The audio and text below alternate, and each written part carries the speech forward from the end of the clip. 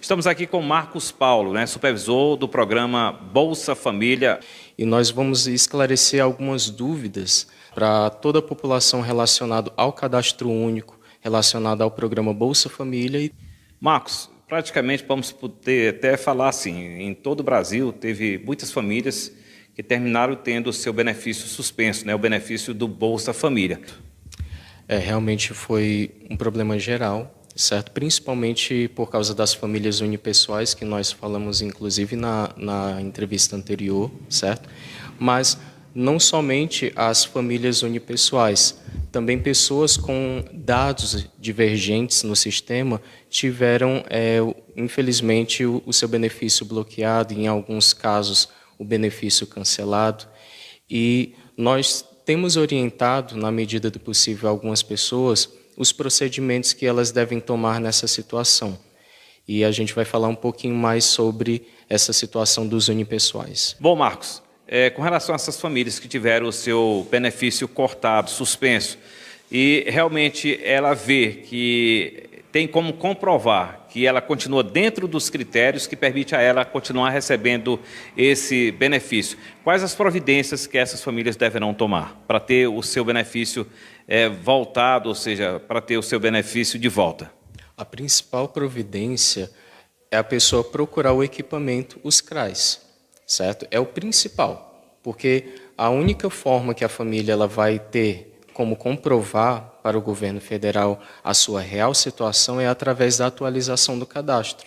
Porque se existe alguma divergência, então vai ser no ato da atualização que os dados eles vão ser qualificados, certo? Então, por isso que é importante, eu até faço um alerta à população, é importante que vocês venham ter esse contato com o CRAS da localidade de vocês. Porque nós temos uma equipe de profissionais prontos para receber vocês e tirar todas as dúvidas, porque você apenas levando o número do seu CPF, seu documento com foto, eles vão poder identificar através do sistema o que ocasionou o bloqueio ou cancelamento do benefício. Porque existem vários motivos que podem interromper o pagamento de uma família. Então, é através do sistema que a gente vai poder identificar o que ocasionou aquela situação. Para outras famílias, nós tivemos aí famílias que recebiam uma quantidade X e esse valor foi reduzido.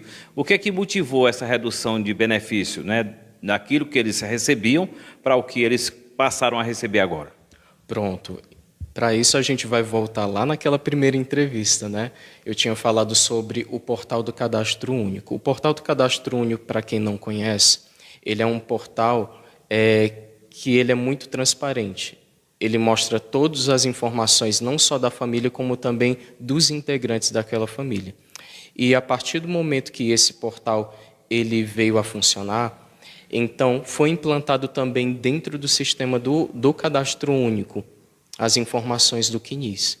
Então, a partir do momento que o CNIS ele foi implantado dentro do Cadastro Único, o que aconteceu? A renda automaticamente ela foi atualizada, sem a pessoa ir até o CRAS, porque eles já puxaram as informações do CNIS e implantaram dentro do sistema do Cadastro Único, que é conhecido como V7, a versão 7, que é o sistema do Cadastro Único.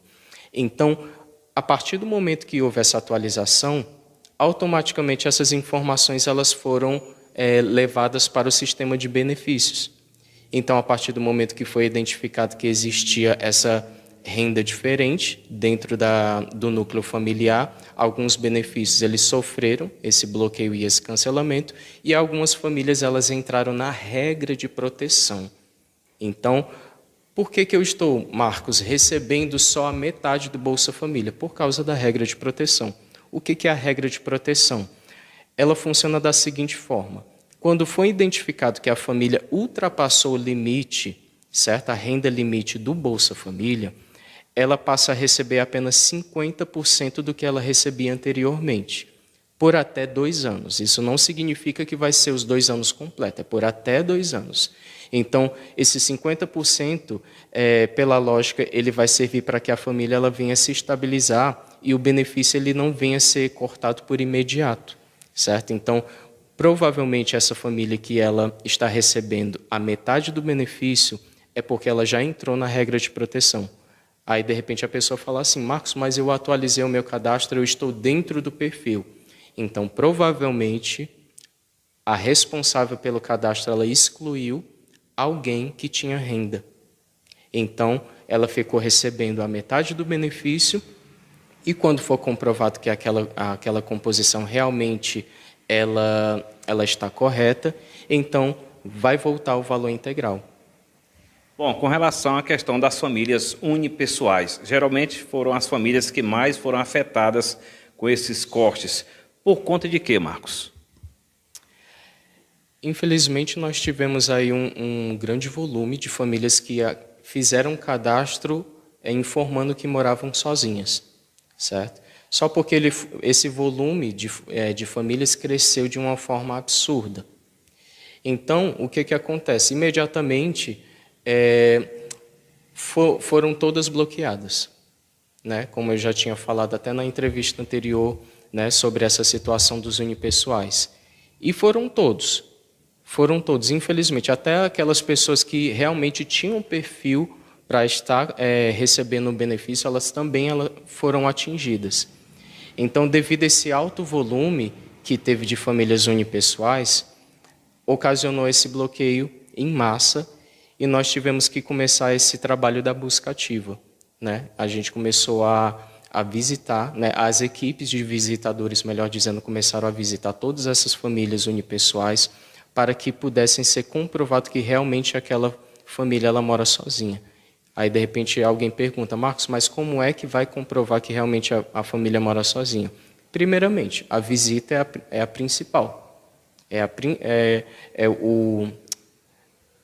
O trabalho principal que vai mostrar que a pessoa realmente mora sozinha é através da busca ativa, certo? Segundo, a família ela vai receber um termo de declaração, constando que ela relatando que realmente, declarando que realmente mora sozinha, que a família é composta por apenas um membro.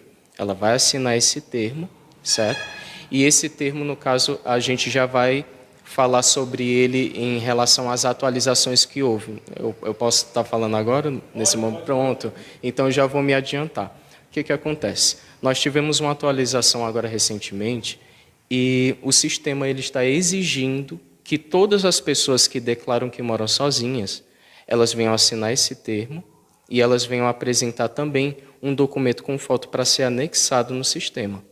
Então, qual vai ser a atividade dos visitadores, né? A principal preocupação dos visitadores. Eles não vão apenas identificar que a família mora sozinha, eles vão também anexar esses 2 documentos no sistema e a foto do RG e do termo assinado pela pessoa vai ser anexado no sistema do governo e vai ser mandado para lá. Então, a gente vê que a cada dia que passa, né, a gente vê como o sistema ele tem se aperfeiçoado e ele tem se preocupado em qualificar as informações do cadastro único para realmente dar direito a quem precisa. Se caso alguma coisa eu deixei de perguntar, Marcos, fica à vontade para você acrescentar. Pronto. Eu queria falar só mais um pouquinho sobre em relação às visitas, né? Chamada por nós a busca ativa.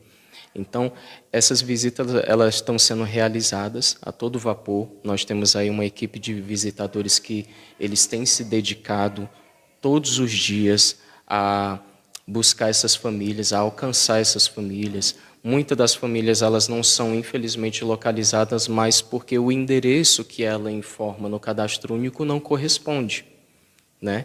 Então, fica difícil realmente de localizar a família, como já chegou situações de famílias chegarem até o equipamento e acabarem se alterando com o visitador porque não recebeu a visita e quando o visitador ele foi identificar, não era o mesmo endereço. E é por isso que a gente ressalta a importância de você manter o seu cadastro atualizado, porque é através das informações do cadastro único, da sua entrevista, que o visitador ele vai ter como base para poder fazer a busca ativa. Como o visitador ele vai poder localizar a família se o endereço ele não é o mesmo? certo? Então, Marcos, mas disseram para mim que é só de 2 em 2 anos que a gente tem que fazer a atualização do cadastro. E a pessoa que lhe falou isso está correta. Realmente é de 2 em 2 anos, mas se antes dos 2 anos você tiver alguma mudança no cadastro único, então você tem que procurar imediatamente o CRAS para poder fazer a atualização, porque você não pode mudar de endereço e deixar de informar isso ao cadastro único, porque ele é a principal ferramenta para que não só o governo federal, mas também o município, ele venha identificar as suas informações para poder localizar. O visitador ele não é um vilão. O papel do visitador não é prejudicar a família. O papel do visitador não é cortar o seu benefício, porque o visitador ele não tem o poder para fazer isso. O papel do visitador é qualificar os dados do cadastro único para que a família ela não venha a ser prejudicada futuramente, tendo que devolver valores recebidos, né? Porque chega até a ser injusto, porque a pessoa, vamos supor, injusto entre aspas, né? Mas a pessoa, quando é para receber, ela recebe em parcelas, mas quando é para devolver, é tudo de uma vez, né? Então, isso é muito perigoso e essa é a nossa principal preocupação, é fazer com que a família ela não venha passar por uma situação dessa, né? E, para a gente finalizar, eu tenho mais uma informação, que é em relação à renda, que ela está sendo atualizada automaticamente pelo sistema que eu já tinha mencionado anteriormente, mas eu queria fazer só uma observação, que, vamos supor, a pessoa que ela teve a renda atualizada pelo MDS, certo? E, de repente, o responsável familiar, ele vai excluir aquela pessoa. Foi identificado que aquela pessoa ela tem uma renda, certo? Pelo sistema, e aí o responsável familiar, não, eu quero excluir essa pessoa. Essa família ela só pode ser excluída após a atualização com visita. Então, pode ter certeza que a família ela vai ser visitada primeiramente para depois fazer essa atualização. Por quê? Se o sistema ele identificou que existe uma determinada renda no componente daquela família, o entrevistador ele simplesmente ele não vai ter essa liberdade de excluir. Ele vai ter que averiguar primeiramente a situação da família para poder depois ele fazer a exclusão, certo? De repente há quem fale, mas isso é o município que está inventando. Não, o município ele não faz nada que não venha a ordem lá de cima, que não venha a ordem do governo federal. Todos nós trabalhamos muito bem alinhados, a gente procura fazer o máximo possível para acompanhar as informações e para que a família ela não venha a ser prejudicada, certo? Então, eu queria deixar aqui o meu alerta para todas as famílias do município que recebam bem os nossos visitadores, que colaborem para que as informações elas sejam entregues com qualidade, para que assim você possa ter direito a todos os programas que tem disponível no governo federal.